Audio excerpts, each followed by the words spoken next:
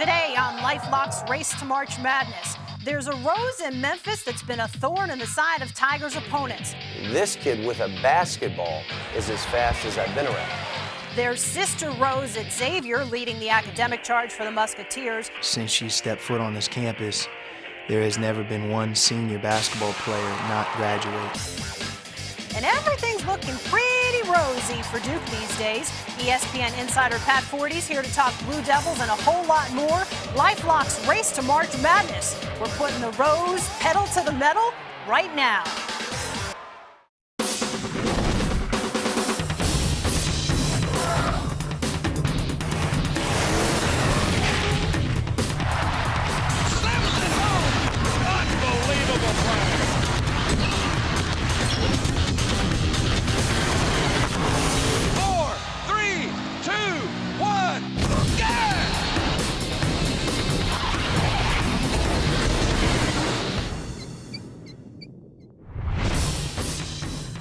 This is LifeLock's Race to March Madness. I'm Bonnie Bernstein alongside Tom Brennan and Pat Forty, our ESPN insider in the house today. A lot of security as we look at the top 25 this week. Memphis and Duke still 1 and 2 respectively. Kansas and Tennessee move up 2 spots. UNC and UCLA drop down 2. Guys, when you look at Duke, this is a team that started out number 11 in the preseason polls, has that big win against North Carolina. How do you think they've evolved as the season's worn on, Tom?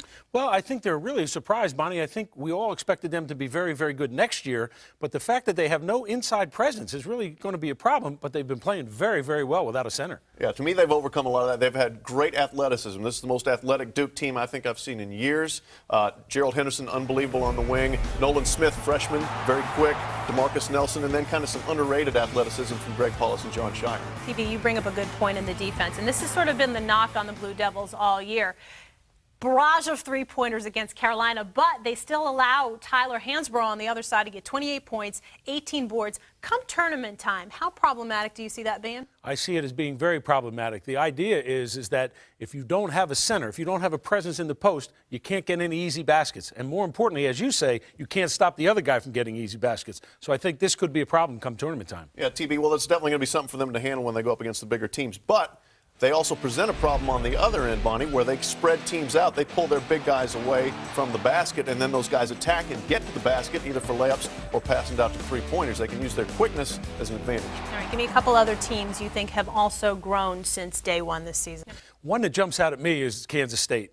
Frank Martin, of course, was only a high school coach, had never been a head coach in college, has done a remarkable job. He had a lot of pressure on him replacing Huggins, and the idea that Beasley and Walker were the two stars, could he put them together? They lost early, but now they're playing terrific basketball, and I think he's done a marvelous job. He has done a great job, but I'll give you two from the Big East, Bonnie.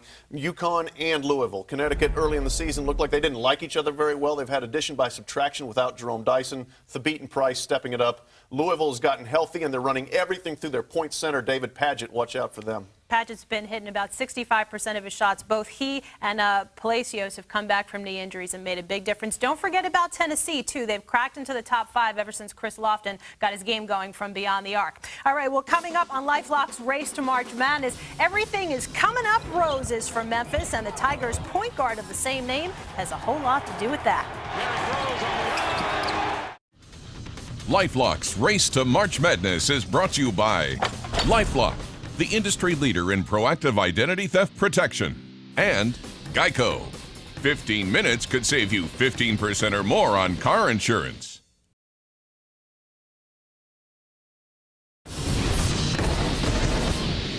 Welcome back to LifeLock's Race to March Madness. So many freshmen this season have experienced the sweet smell of success with their respective teams, and Derrick Rose is certainly no exception. Rose has blossomed into one of the nation's top point men on a Memphis team striving for perfection. So what's in a name, asked Shakespeare? Well, this Rose warrants a little more than a textbook definition.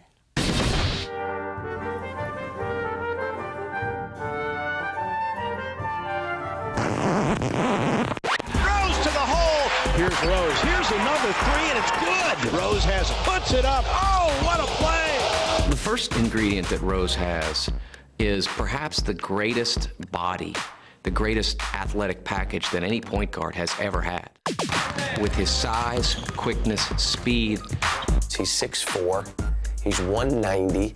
He would be the fastest point guard in the NBA. Way faster. Way faster. See, there's a special thing. Guys can really run fast. Then you give them a basketball, and they run a little bit slower. This kid with a basketball is as fast as I've been around. The biggest thing was I learned from Coach Cal was be patient, because I'm so quick. Sometimes when you're running that fast, you only got a couple of seconds to really react to what you're going to do. So he want me to play fast, but in my mind, it's all slow motion. So he taught me how to do that, and it's been working. The good news for Derek is he stepped into a veteran team, and he stepped into veteran backups so that it's not on him. All I'm asking Derrick Rose to be is Derrick Rose. Don't try to be Jason Kidd. Don't try to be Parker. Just be Derrick Rose. Next to Rose, have it done! Just do the things that you do well. We'll do the other stuff as a team. You do your thing. Rose puts a shot up, he got it! Here's a 2-on-1 with Rose.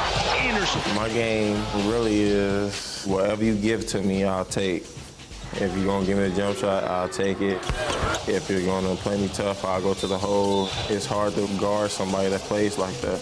I asked his mother, I've not seen a player this good be this way. Most of them that are that good think they poop ice cream. What did you do? How did you? She said two things I told him growing up. You're no different than anybody else. And then the second thing is I told him to treat people the way you want to be treated. Wow, two pretty good lessons there from his mom. The game of basketball means that I can be free. I can go out there, don't have to worry about nothing, and just have fun doing something I love doing, and that's competing and being with my friends on the court. I think Rose has composure. I think he's understands that he can play within the concept of a team, but yet can take over a game. I think he's got a real composure to his game that is beyond his age. He's only 19, and he's making plays that a senior will make. You have to read defenses when you're a point guard, and he's playing at the highest level, and he's making great decisions. He's going to be great. The reason why they haven't been to the Final Four the last 2 years, losing to UCLA and losing to Ohio State, one reason, no leadership in the backcourt. Derrick Rose brings that. Derrick Rose is that leading quarterback to get them to the Final Four and get a shot at a national championship. The Final Four national championship is our goal, but that's everybody else's goal too. So we're just going to take it one game at a time and hopefully come out with a victory. Granted, Rose has some unique talent, but yes or no, is he seriously quicker than Iverson and Marbury? I will give you a lifelock, my friend. No shot.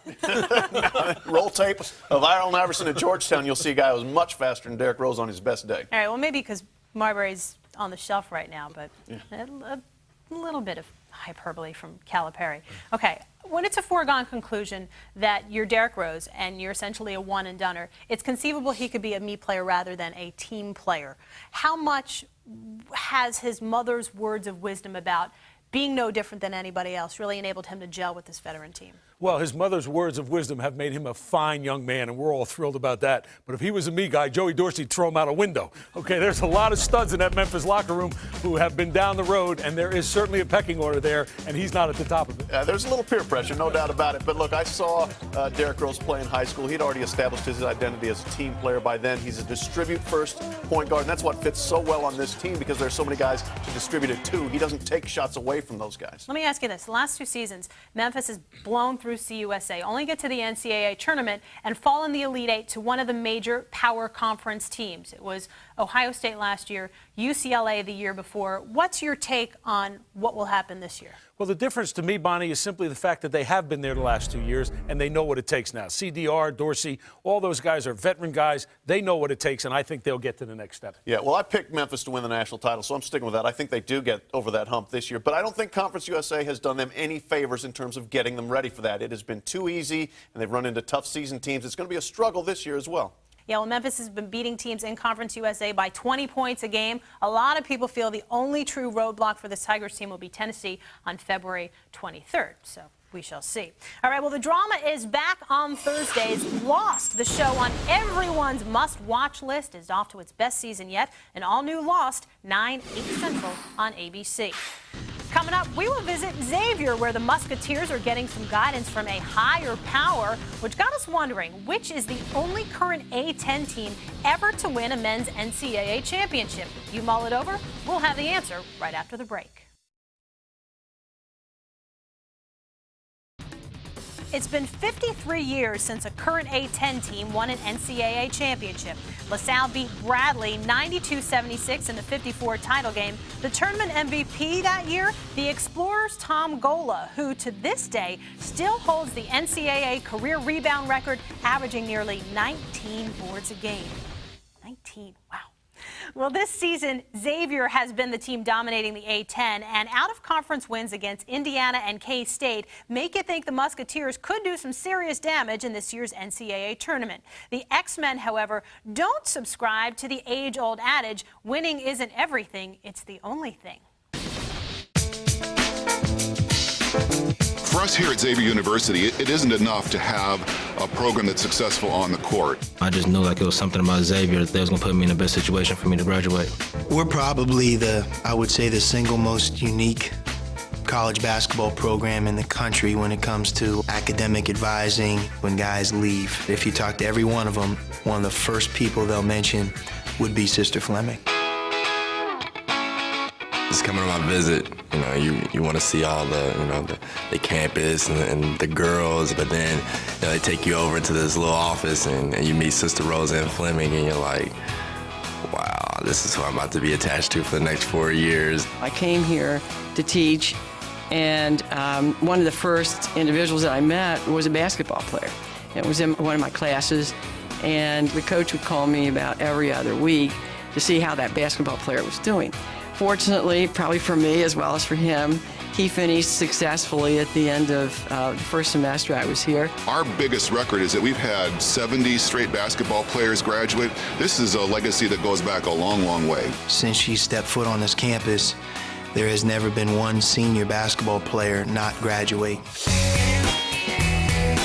The player has to understand that first and foremost, we are here for them. They aren't here for us.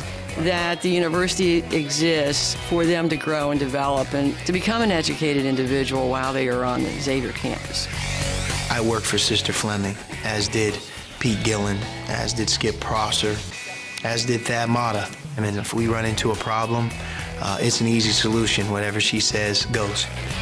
At first, I was like, man, all these hours of study hall. But then when you get to the end, you understand that it's all worth it. She's going to put you in a great position to be able to graduate on time and just to have a great academic experience while you're here at Xavier.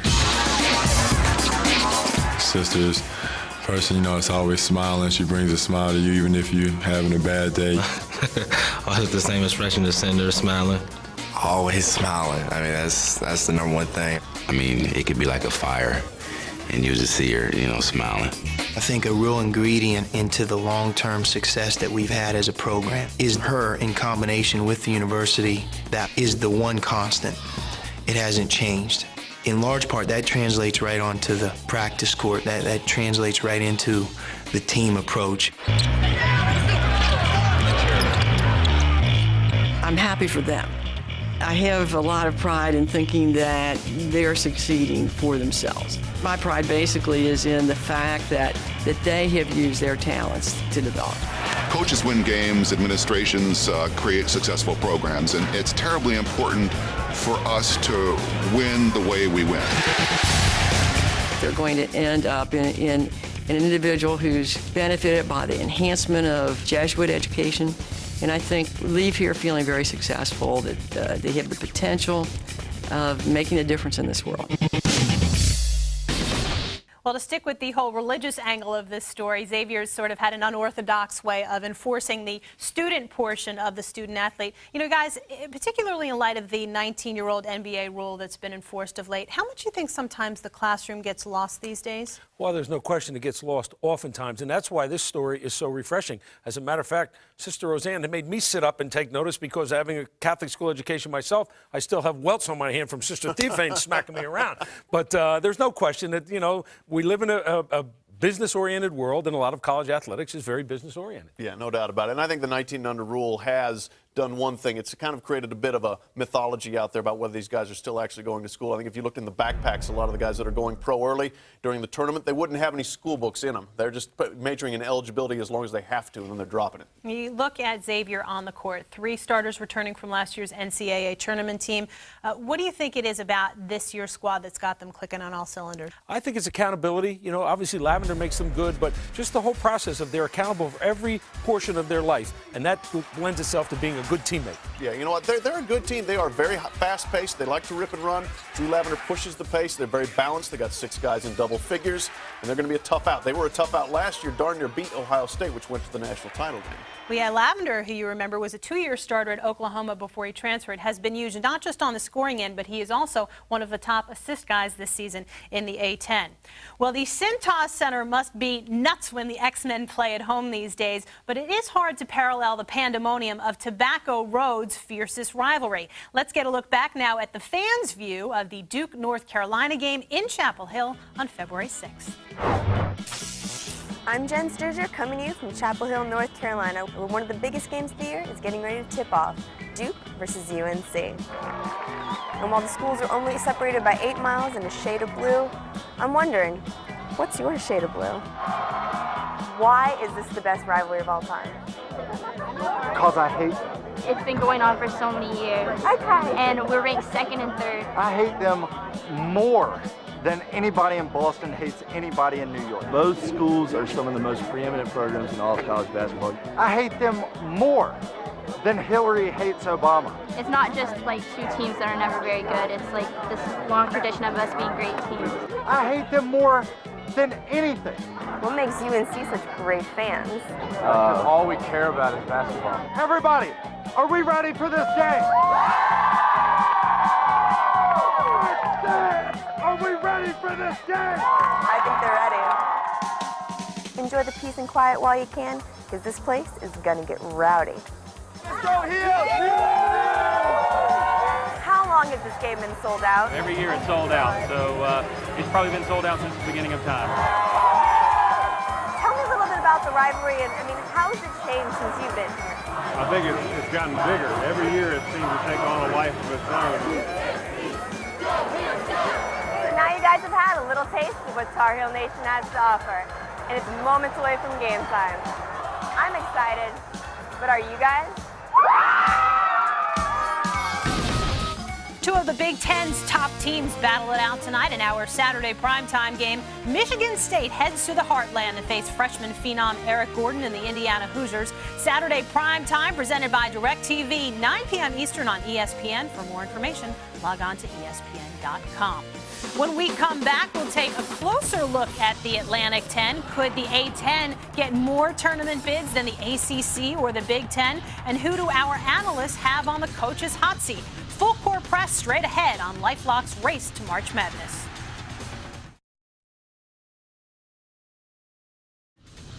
LifeLock's Race to March Madness is brought to you by LifeLock, the industry leader in proactive identity theft protection, and Geico. 15 minutes could save you 15% or more on car insurance. Lights on the baseline, Blues up top. Go, run it, here we go. Game off. Quick. Payback. I don't know what payback you're from.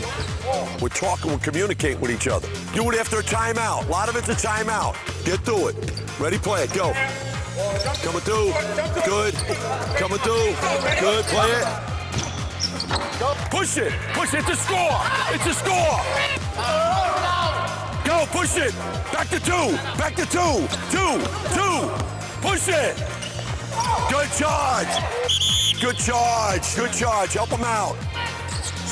Good, swing it. 2. Back to 2, quick. You know what I mean? You're still here off the ball. Because again, if they're playing over the top, you got to be ready, okay? We got that? Everybody see that? Okay, let's go one more.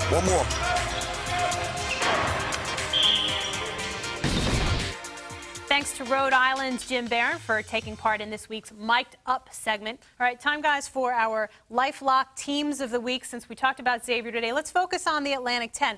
Considered I don't want to offend anybody here, but a fringe conference, not a power conference. What's the likelihood, though, that the Atlantic 10 could secure more bids to the tournament this year than some of the power conferences? It's a very likely possibility, Bonnie. I think of, as we just saw, Rhode Island has had a wonderful year. They have Daniels on the inside. Jimmy Barron's son plays shooting guard for them. And, of course, they have Parfait Beatty on their team, and anybody who has Parfait Beatty should get in. But they also have 2 wins over the Big East, and I think that's significant. Also, to keep our religious theme going, the St. Joe Hawks with Pat Calathius, who I think is a first-round pick, have 2 wins already over UMass and also beat Villanova, another wonderful Catholic school. So I think they got a shot. Yeah, definitely. Well, I don't have a parfait on my list here, but a couple of pretty salty teams that could get in there. The Dayton Flyers, who have had to overcome some serious injuries, but they've got a couple of great non-conference wins on their resume. One at Louisville, smoked Pittsburgh in their own gym. If they get healthy, watch out for them. And also University of Massachusetts, which is playing a really up-tempo style, very difficult team to beat. Watch out for them as they get closer towards the tournament. They could end up with 5 teams in. It could be more than the ACC, could be more than the Big Ten. We consider that the A-10's only had 5 teams combined in the last 3 years. If they could pull off getting 5 in one season, well, that's something they haven't done in that conference in the last 10 seasons. That said, the A-10 has been a huge springboard for sending coaches to the power conferences. So, guys, let that tee up our first question in our full court press. Who do you see as the next A-10 coach to make a jump to a power team? Well, I don't want to put moving vans in front of anybody's houses right now, okay, but if you the Mayflower. Put a gun to my head, I think maybe Ronnie Everhart of Duquesne may fit well at LSU. He was at McNeese State, has some Louisiana background. That could be one. That southern accent of his would be better down there than it is in the A-10 anyway. I think Travis Ford from UMass, who is the only guy out there really still playing Patino ball style, up and down, getting it done, running and gunning. They're very entertaining to watch. I think Travis is a guy to watch. He's going somewhere. Question number 2. Pick a coach in a power conference who's on the hot seat. Well, I would say Leonard Hamilton of Florida State is on the hot seat, and my advice would be play a lot of golf with Bobby Bowden. I'm going to go with Bill Carmody of Northwestern. Great at Princeton, hasn't translated to the Big Ten. Watch out for a guy named Bob Knight if that job comes open. Oh, that would be some interesting politicking. All right, well, we have crossed the finish line for this week's edition of LifeLock's Race to March Madness. Next week, we will hit Tobacco Road, and we'll also be visiting with 31-year-old Brad Stevens, the second youngest coach in Division I, and he's got the Butler Bulldogs among the nation's elite. Thanks so much for watching. We'll see you next week.